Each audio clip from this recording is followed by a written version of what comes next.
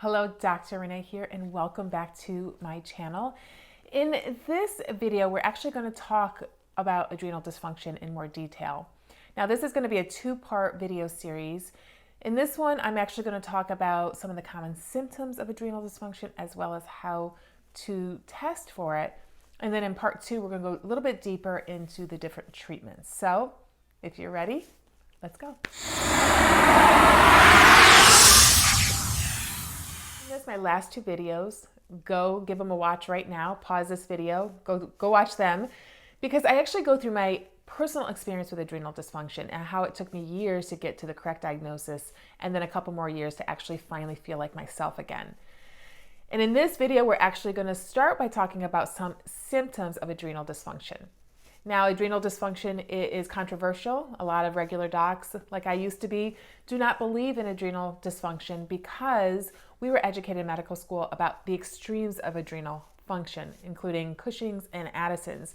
And there was nothing in between as far as my previous education went. And I'm here in living proof to tell you that there is very much an in-between between the adrenal glands completely not functioning and over-functioning, and that is adrenal dysfunction. Now, there's varying degrees of adrenal dysfunction.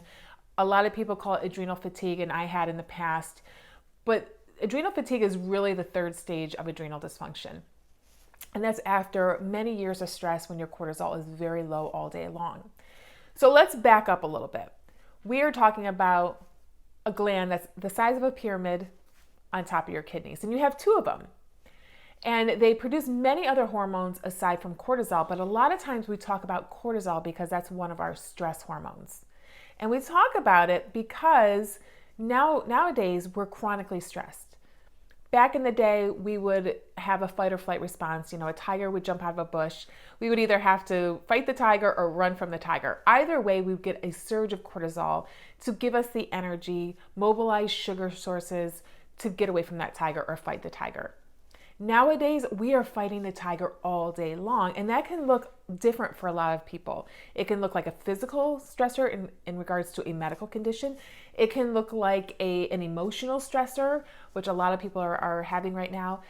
And it could look like a post-traumatic stress disorder from years ago that's still living in your head. It could be negative thoughts that you think every day. It could be so many things. It could be finances. It could be relationships. It could be kids. So many things.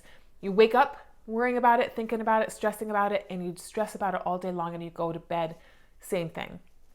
Still stressed. And what happens is, after years of that happening, your adrenal glands start malfunctioning.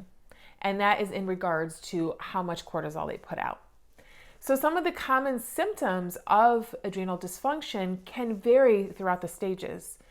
It could look like fatigue most of the day with a second wind in the evening. It could look like cravings for sugar and caffeine for energy purposes. It could look like extreme exhaustion.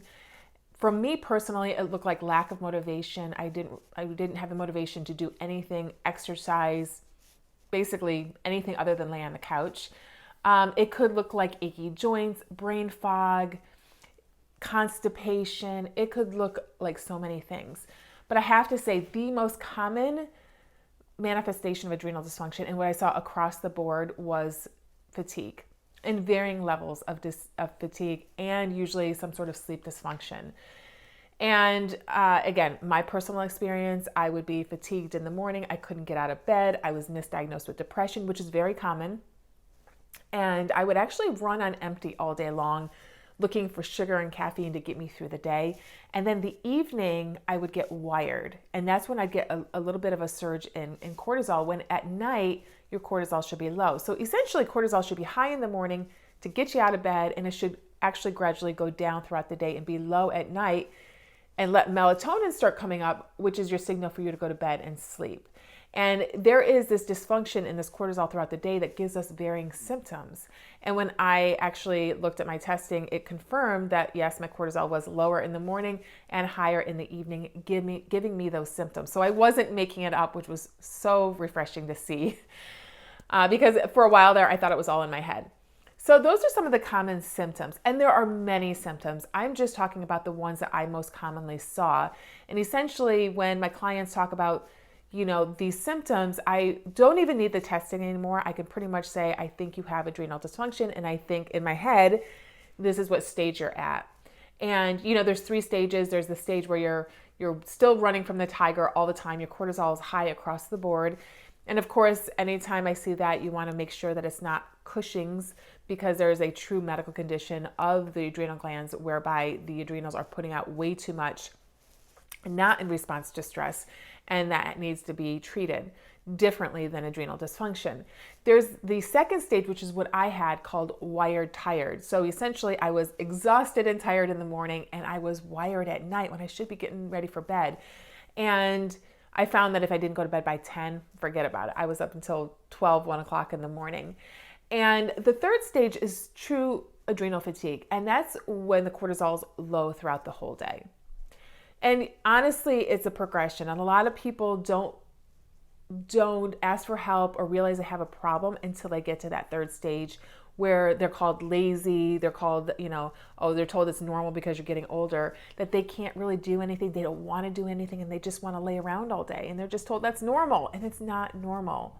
And I'm here to tell you that. So the second part of this video, I want to talk a little bit about testing.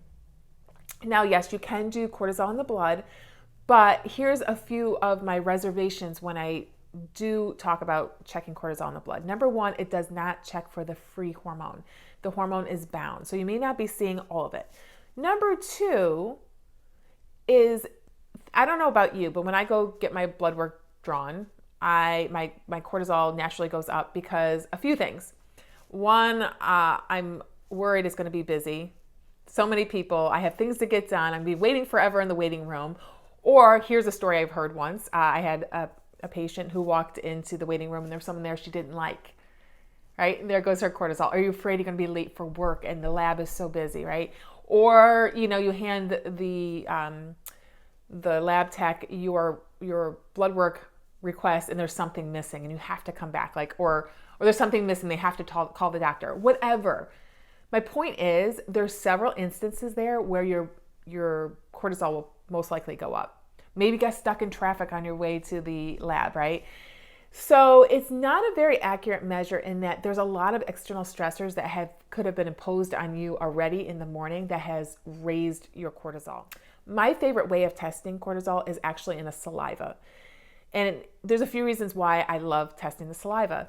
Number 1, it tests the free hormone versus the blood work. Number 2, you can do it in the comforts of your home. So it is a much more controlled atmosphere where you don't have a lot of the external stressors coming at you. Yes, maybe you still have your family and what have you, but the goal is that you collect it first thing, within an hour of waking. And, you don't impose a lot of the other stressors. You can't work out, you don't eat, you don't take supplements. You essentially just rest for the hour before you draw or spit in a tube for your saliva test. The other thing I love about the saliva test is it's a 4-point test, meaning we test your saliva 4 times throughout the day. First is a blood test, which is a one-shot deal. You get it done first thing in the morning, and we don't know what you do throughout the day. So I can tell what your cortisol is doing first thing in the morning, but how are you doing throughout the day? How are you doing in the evening? Is it correlating with your symptoms? So it's 4 points throughout the day, usually a morning sample, an afternoon, a late afternoon, early evening, and a bedtime sample. You put them on a curve, and we could see exactly what your cortisol does all day long. So that is my favorite test, and that's my favorite way of checking for adrenal dysfunction. And once again, nowadays I don't even have to do the saliva test. I can just basically tell based on symptoms where your cortisol is falling throughout the day, and I usually treat accordingly. So stay tuned, because in part 2 of this video series, we're actually going to talk about the different treatments of the different stages of adrenal dysfunction. And these are all things that you can do right at home.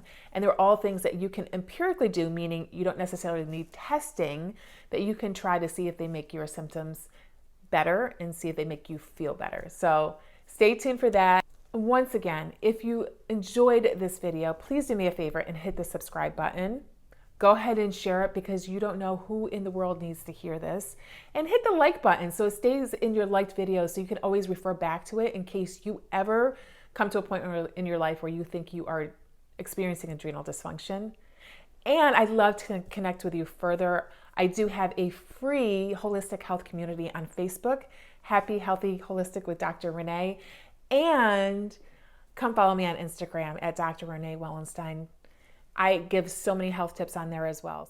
So come visit me on other platforms. I am on them all, spreading the word of holistic health, trying to get good information out there and trying to change your life as of today. Thank you for watching. See you in the next video.